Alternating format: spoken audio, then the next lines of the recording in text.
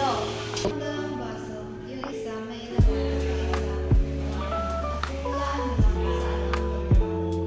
A ba o cup B?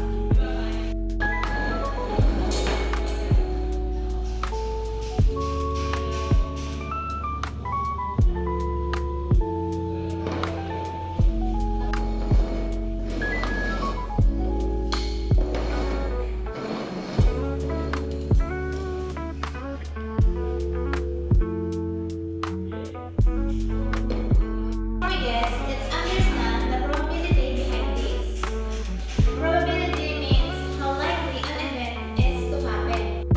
So our possible outcome is AA, AB, BA, and BB. Number of B is 0, 1, 1, and 2.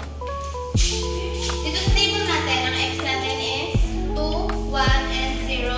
Px is 1 over 4, 2 over 4, and 1 over 4. So, paano natin nakuha yung 1 over 4? Kasi yung 2 natin is iisa lang. And 2 over 4 kasi yung 1 natin, dalawa.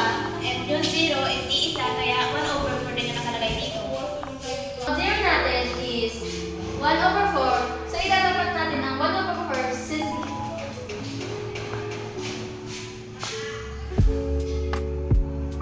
So, ang 1 naman natin ay 2 over 4. So, itatapat natin ang 2 over 4 sa 1.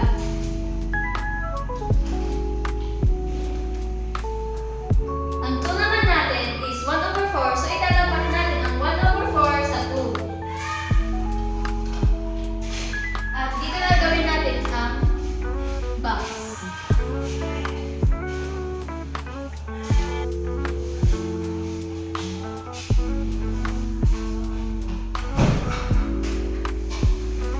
So, let's shade it.